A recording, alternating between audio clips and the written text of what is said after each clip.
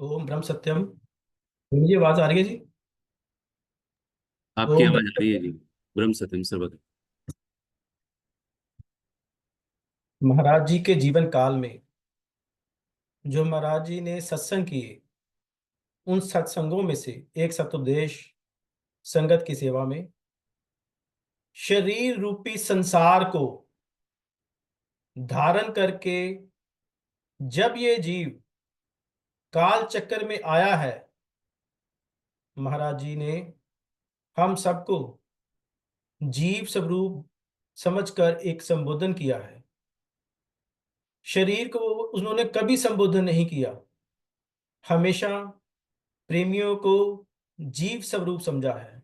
तभी उनके सारे सत्संग इसी दो लाइनों से शुरू होते थे, शरीर रूपी संसार को धारण करके। जब से जीव काल चक्र में आया है, यानी जब से हम इस शरीर की कैद में आए हैं, इस अद्भुत संसार को देखकर मोहित हो रहा है। महाराज जी की ये लाइन बार बार विचार करने योग्य है कि जब हमारा शरीर माता के गर्भ में आता है, तो ये छोटा सा बिल्कुल एक मांस का टुकड़ा होता है।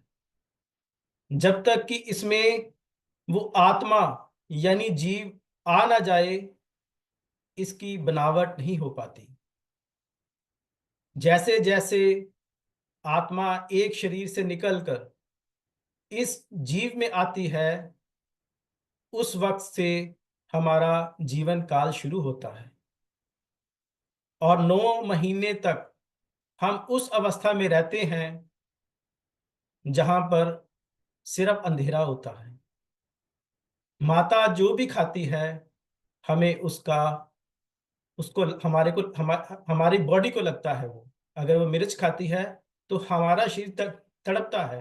जिस शरीर की महाराज जी बात कर रहे हैं, शरीर रूपी संसार को धारण करके जब से जीव काल चक्र में आया है, इस अद्भुत संसार को देखकर मोहित हो रहा है। अगर महाराज जी हमें इस शरीर से उपरस होने का ज्ञान दे रहे हैं, तो खुद भी उन्होंने पूरी जिंदगी, आपने और हम सब ने पूरा समता साहित्य पढ़ा है। महाराज जी ने आज तक कभी भी मैं शब्द का प्रयोग नहीं किया।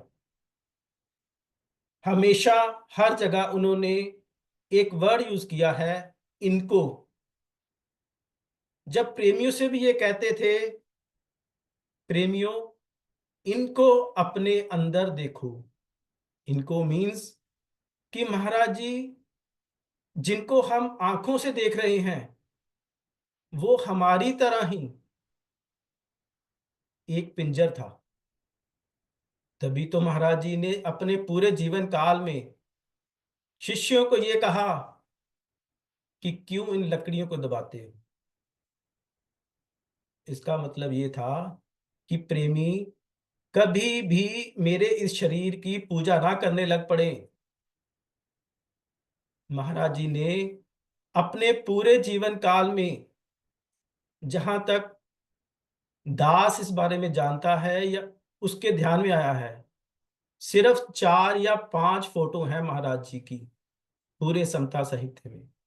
और सिर्फ एक फोटो में वो कैमरे की तरफ देख रहे हैं। बाकी उनकी जो फोटोज हैं, उन्होंने किसी भी आजकल के गुरुओं की तरह स्टाइल से फोटो नहीं खिंचवाई। और एक फोटो जो खिंचवाई भी थी, जहां तक दास अपनी बुद्धि से समझ सकता है, कि वो इसलिए कि जो आने वाली जनरेशन्स हैं वो जान सकें कि संगत समतावाद में जो महापुरुष इन्होंने संगत समतावाद से शुरुआत की, वो देखने में कैसे थे।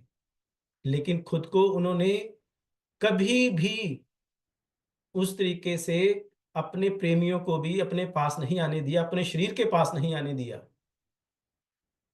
महाराज जी हमेशा कहते थे, ये हिंदू माथा टेक कॉम है।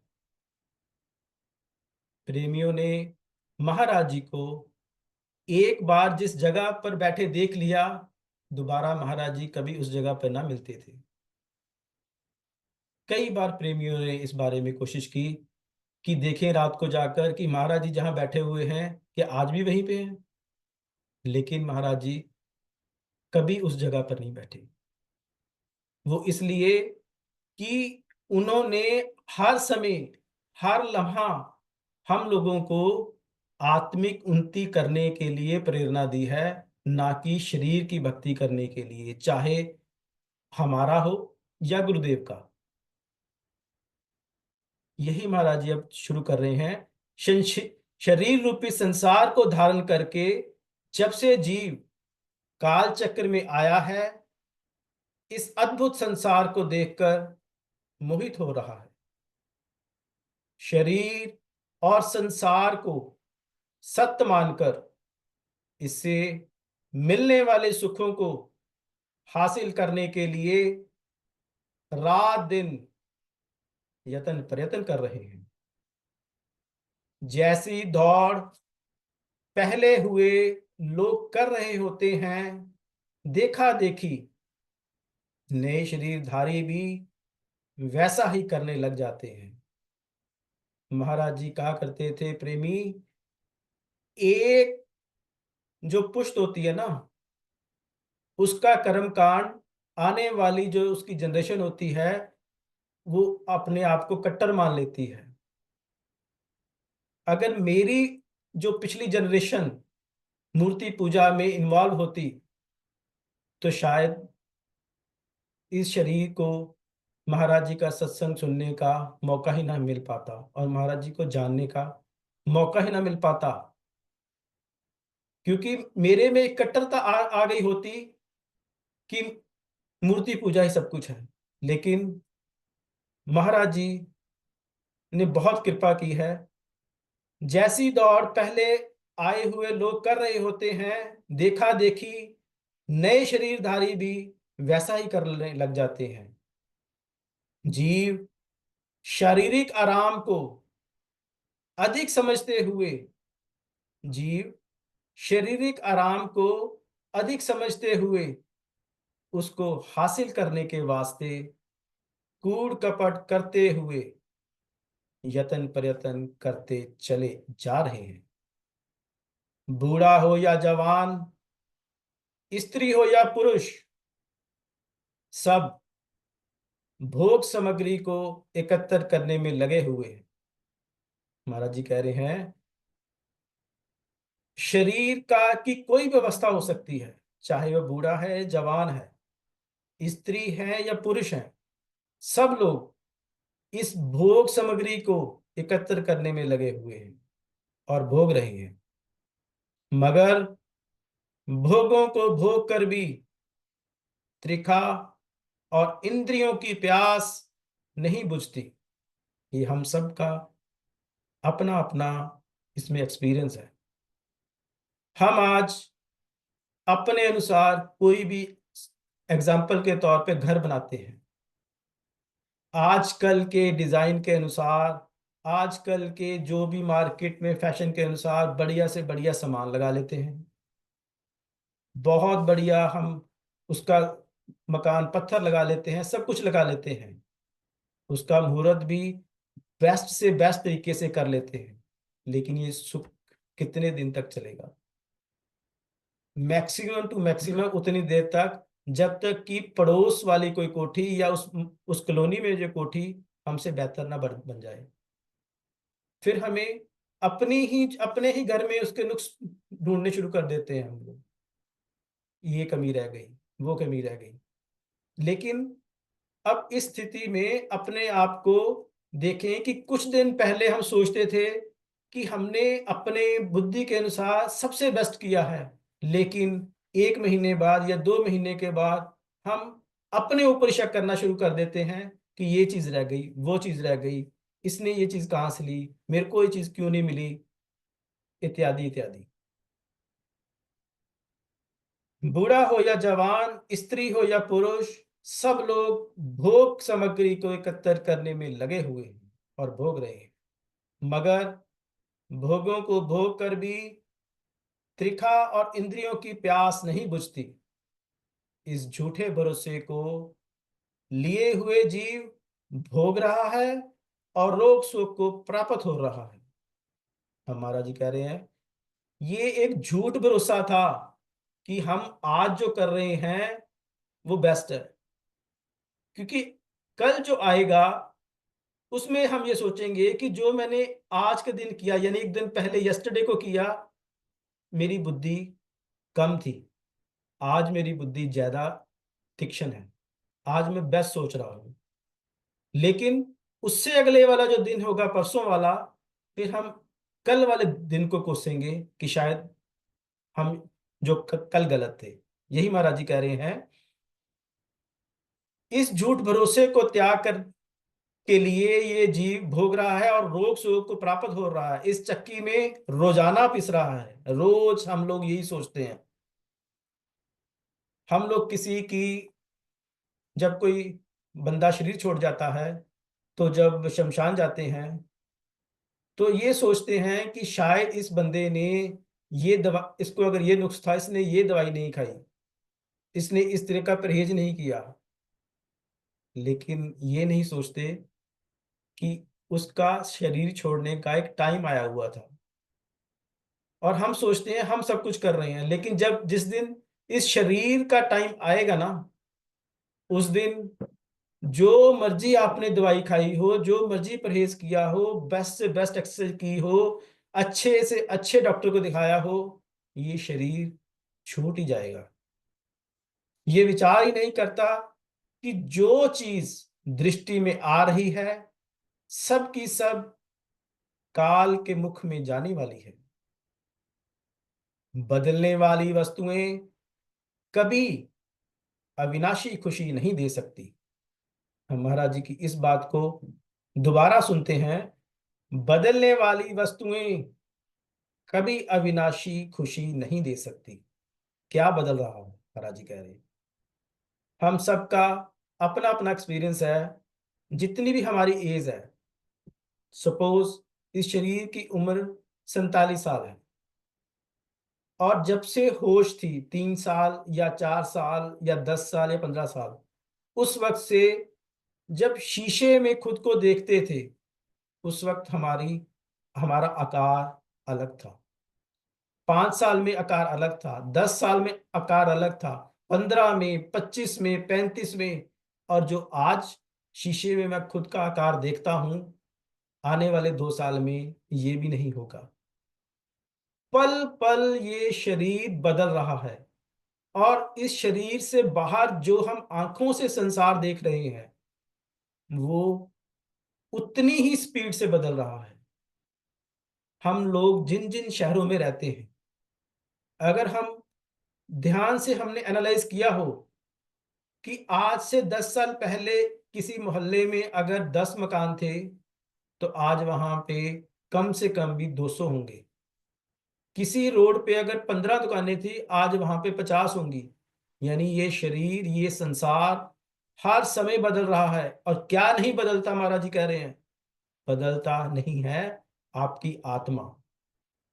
वो आपके 3 साल वाले शरीर में भी उतनी ही जवान थी, और आने वाले 10 साल बाद भी उतनी ही जवान होगी, कि वो एक शरीर को छोड़कर दूसरे एक नन्हे सी जान जो किसी गर्भ अवस्था में आई है उसमें प्रवेश करने योग्य वैसे ही होगी।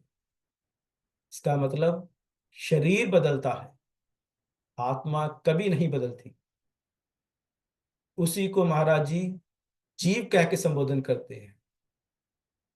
ये जो जीव है, ये एक चींटी जो सबसे छोटा प्राणी है उसमें भी उतनी ही भरपूर है, और जो एक हाथी है जो जिसको हम सबसे बड़ा जानवर मानते हैं उसमें भी उतनी ही भरपूर है। सिर्फ शरीरों का फर्क है, आत्मा एक समान है, एक अंश से भी छोटी है। महाराज जी दोबारा, बदलने वाली वस्तुएं कभी अविनाशी खुशी नहीं दे सकती। जो चीज खुद मजबूरी में खड़ी है, जो चीज खुद मजबूरी में खड़ी है, वह क्या आराम दे सकती है। अब ये शरीर का पिंजर उस आत्मा के भरोसे पर है। सांस अंदर गई और बाहर आई, तब तक ये खुशबूदार शरीर है। अगर बाहर आके वापस ना गई तो यही शरीर होगा, लेकिन इसका नाम कोई नहीं होगा, इसका नाम सिंपल बॉडी होगा। लोग यही कहेंगे, बॉडी को कितने बजे निकालना है जी, कब निकालना है जी। यही महाराज जी कह रहे हैं, बदलने वाली वस्तुएं कभी अविनाशी खुशी नहीं दे सकती। जो चीज खुद मजबूरी में खड़ी है, वह क्या आराम दे सकती है। सत्पुरुषों ने असली आत्म सुख को समझा है। महाराज जी कह रहे हैं, जो सत्पुरुषों ने असली आत्म सुख को समझा है, मतलब जैसे महाराज जी ने अभी अर्ज की कि महाराज जी ने खुद अपने शरीर को भी प्रेमियों की तरह ही संबोधन किया और खुद को इनको बोलकर संबोधन किया, खुद को शरीर से अलग समझा। और जब प्रेमियों को बोलते थे, प्रेमियों इनको अपने अंदर अनुभव करो, उनका मतलब ये नहीं था कि जिस फोटो में मैं दिख रहा हूं, आपको अंदर में वैसा दिखूंगा, नहीं। जब महाराज जी को आप अपने अंतर अनुभव करोगे ना, तो वो बिल्कुल एक अलग ही रूप होगा, उसका कोई आकार नहीं होगा। महाराज जी यही कह रहे हैं, सत्पुरुषों ने असली आत्म सुख को समझा है। संसार में आकर उन्होंने विचार किया, सत्य क्या है, असत्य क्या है। जब ये जाना कि जिस शक्ति करके शरीर खड़ा है, जिस शक्ति करके ये खड़ा है, ये शरीर खड़ा है, जिस करके ये संसार दिखाई दे रहा है, यानी ये जो आत्मा, जिस जो शरीर के अंदर जीव है, इसकी वजह से ये शरीर खड़ा है। और इसकी वजह से हम अंदर से वो बाहर का संसार देख पा रहे हैं। इस समय इस शरीर के अंदर जीव होने की वजह से ये शरीर बोल पा रहा है, और आपके अंदर इस समय जीव होने की वजह से आप इस सत्संग को सुन पा रहे हैं। अगर हम दोनों के बीच में से ये जीव निकल जाए, तो ना ये शरीर बोल सकता है और ना ये शरीर आपका सुन सकता है। चाहे आपके पास या मेरे पास कितना ही बड़ा डीजे सिस्टम क्यों ना बजा दिया जाए, इस शरीर पर कोई इफेक्ट नहीं होगा, कोई हिलजुल नहीं होगी। यही महाराज जी कह रहे हैं, जब ये जाना कि जिस शक्ति करके शरीर खड़ा है, जिस करके ये संसार दिखाई दे रहा है, उसको जानना जरूरी है। और जिसे जानकर फिर और कुछ जानने की जरूरत नहीं रहती, और जिसे जानकर फिर और कुछ जानने की जरूरत नहीं रहती, तब उन्होंने उसे जाना। जब नित्य प्राप्त अंग संगवासी तीन काल सहायक को जान लिया जाता है, तब सब रोग शोक से खुलासी मिलती है। महाराज जी कह रहे हैं कि जब हम पद यात्रा छोड़कर, पद यात्रा इन द सेंस कि हम ईश्वर को पाने के लिए कभी वैष्णो देवी जाते हैं, कभी किसी धाम पे जाते हैं, कभी किसी धाम पे जाते हैं और पद यात्रा कर रहे हैं, लेकिन उस अविनाशी तत्व को खोजने के लिए आंतरिक यात्रा नहीं करते, तब तक मुक्ति मिलनी मुश्किल है। जब नित्य प्राप्त अंग संगवासी तीन काल सहायक को जान लिया जाता है, तब सब रोग शोक से खुलासी मिलती है। संसार के सब सुख एक दिन छूट जाएंगे।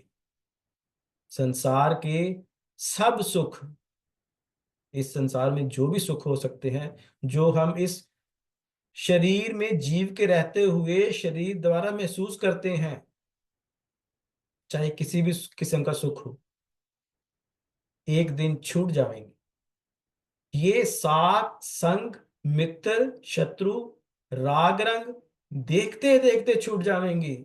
ये महाराज जी का हुक्म है कि जो भी हम इन आंखों से अपने रिश्तेदारी देखते हैं ना, जो अपने मित्र देखते हैं कि ये हमारा शत्रु है, ये हमारा मित्र है, तो परसों एक मैरिज है वो देखनी है, परसों एक सत्संग है, परसों, ये देखते ही देखते छूट जाएंगे अगर इसी समय ये शरीर में से जीव निकल जाए तो, ये आत्मा निकल जाए तो कोई भी साथ देने वाला ना होगा। इस वास्ते संसार छोड़ने से पहले उस आत्मा को जान लो। इस वास्ते संसार छोड़ने से पहले उस आत्मा को जान लो। ये पांच तत्विक शरीर नाश को प्राप्त होकर रहेगा। महाराज जी ने जब सत्संग शुरू किया था तो ये लिखा था शरीर रूपी संसार को धारण करके। अब महाराज जी कह रहे हैं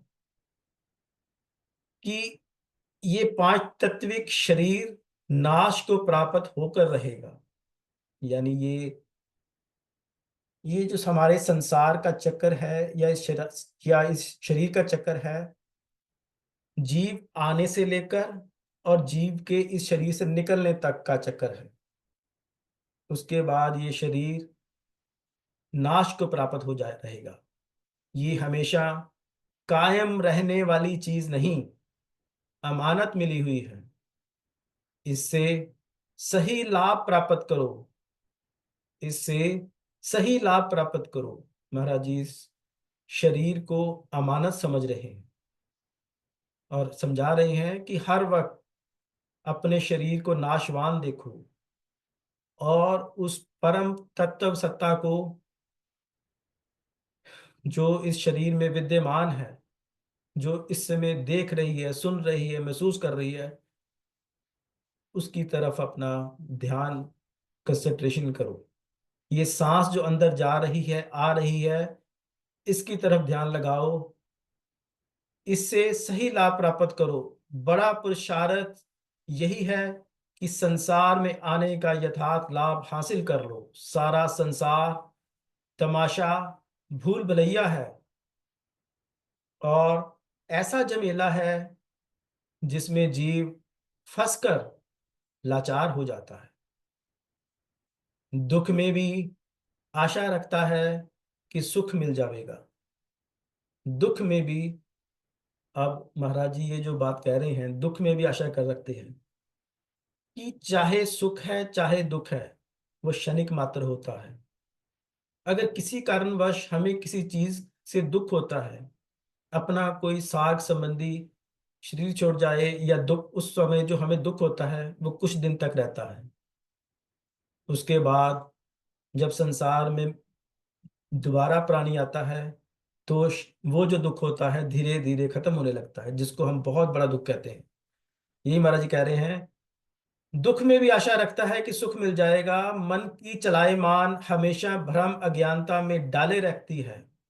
भाग्य से सत्संग और संत मिल जावें तो संत संसारी जीवों की गति देखकर रहम करते हैं। भाग्य से सत्संग और सत्संग और संत मिल जावें तो संत संसारी जीवों की गति देखकर रहम करते हैं। घर घर फिरकर समझाते हैं और जगाते हैं। मोह माया की विकराल निंदा में डूबा हुआ कोई भाग्यशाली जीव ही उनके वचनों को सुनकर अपना अगला राह संवारता है। महाराज जी कह रहे हैं, मोह माया की विकराल निंदा, यानी जब तक हम माता के गर्भ में होते हैं तो हमें पूरी सोजी होती है और उस दीन दयाल से प्रार्थना करते हैं कि मेरे को एक बार बाहर निकाल दे, मैं हर समय तेरा गुणगान किया करूंगा, माया में नहीं फंसूंगा। लेकिन बाहर आते सारी ये माया हमें घेर लेती है। महाराज जी कह रहे हैं, माया की विकराल निद्रा में डूबा हुआ कोई भाग्यशाली जीव ही उनके वचनों को सुनकर अपना अगला राह संवारता है। वे बतलाते हैं कि निष्काम लोक सेवा और प्रभु का चिंतन ही कल्याण के देने वाला मार्ग है। जो कोई इन्हें धारण करेगा उसका संसार में आना सफल होगा। 14 लोक जो जन आई, मोह माया में नित भरमाई। ऐसा जन कोई भयो से आना, मान त्याग पाए पद निर्वाणा। झूठ का निश्चय त्यागया, सत में पाई प्रतीत। मंगत सो ही गुरमुख बया, पाई दशा पुनीत। इस कायागढ़ को जीतना ही महाकार्ज है। महाराज जी ने सबसे बड़ी जो बात की है कि आप बाहर के किसी भी जंग को जीत सकते हो, लेकिन ये जो शरीर है, इस शरीर की जो इच्छाएं हैं, इस शरीर का जो मान है, अभिमान है, इसको जीतना मुश्किल है और इसी को जीतना है। महाराज जी कह रहे हैं ये कायागढ़ को जीतना ही महाकार्ज है। आत्म तत्व का प्रकाश ही सत्पुरुषार्थ है। ईश्वर सबको सुमति देवे, इस ना रहने वाले संसार में सच्ची प्रीत द्वारा जीवन सफल कर सकें। ईश्वर सबको सुमति देवे कि इस ना रहने वाले संसार में सच्ची प्रीत द्वारा जीवन सफल कर सके। सिर्फ 4 रोज ही इधर ठहरना है। समय मिले आप भी आवें और गुरुमुखों को भी आग्रह करें। मानसिक रोग की दवाई मिलती है। इन्हें भी इन्हें भी छूत की बीमारी लग रही है, जो नजदीक आएगा उसे भी लग जाया करती है। विचार करके इस मार्ग में कदम उठाना चाहिए। महाराज जी के जीवन काल में प्रेमियों ने जो महाराज जी से प्रश्न पूछे थे, उनमें से एक था, महाराज जी ये उस अवस्था से रिलेटेड क्वेश्चन था कि गुरु ने एक दिन शरीर छोड़ना है। ये जैसे गुरुदेव का शरीर था ऐसे ही हमारा शरीर है। हम दोनों ने शरीर से ऊपर उठकर जीव के रूप में एक दूसरे से मिलना है। तो एक प्रेमी ने महाराज जी से पूछा, जब सब जगह आश्रम खुल गए हैं तो आपको एक सही गुरु तो बिठाना ही पड़ेगा। अगर ऐसा हुआ तो क्या यह गुरुडम नहीं होगा? महाराज जी का उत्तर था, यहां गुरु स्थापित करने का कोई सवाल नहीं है। गुरु बनाया नहीं जाता, गुरु बनाना ही गुरुडम है। इधर तालीम में कोई कमी नहीं रखी गई है। महामंत्र अपने आप में गुरु मंत्र है। गुरुदेव ने बड़े ही स्पष्ट शब्दों में सभी प्रेमियों को ये गा किया है कि महामंत्र जो गुरुदेव को 13 वर्ष की आयु में अंदर से प्रकट हुआ था, महामंत्र अपने आप में गुरु मंत्र है। सहज सहज शब्दों के अंगों में समाधि अवस्था में अनुभव होता रहा है। जैसे जैसे आया नोट करते रहे।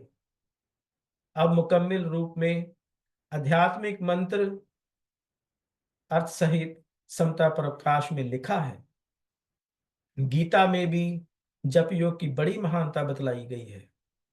ये मंत्र सर्व सिद्धि दातार है। ये मंत्र सर्व सिद्धि दातार है। अब महाराज जी ने जब हमें इस शरीर से मुतलसिक हासिल करके इस जीव रूपी आत्मा को जानने के लिए महामंत्र दिया है, और महाराज जी ने बतलाया है कि ये महामंत्र अपने आप में संपूर्ण मंत्र है। गीता में भी जप योग की बड़ी महानता बतलाई गई है। ये मंत्र सर्व सिद्धि दातार है। अब एक प्रेमी का दूसरा प्रश्न था, आपने समता विलास में एक जगह फरमाया है कि असली सिमरन वही है जो कि मन और पवन की संधि करे, और अब आप फरमा रहे हैं कि महामंत्र का जाप सर्वश्रेष्ठ है। आखिर कौन सी बात ठीक है? महाराज जी का उत्तर था, प्रेमी गुरु की हिदायत यानी उपदेश पर विश्वास ही गुरु की प्राप्ति है।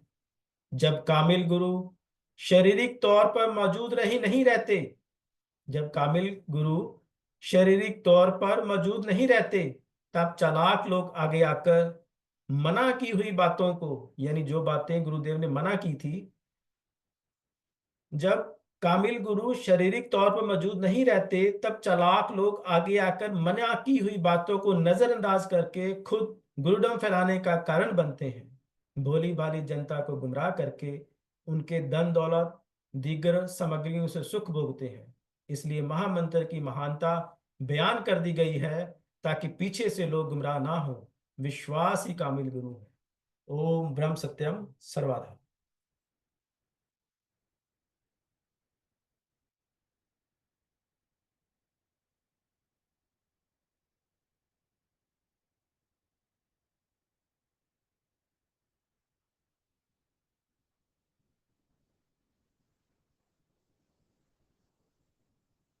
मनोज जी।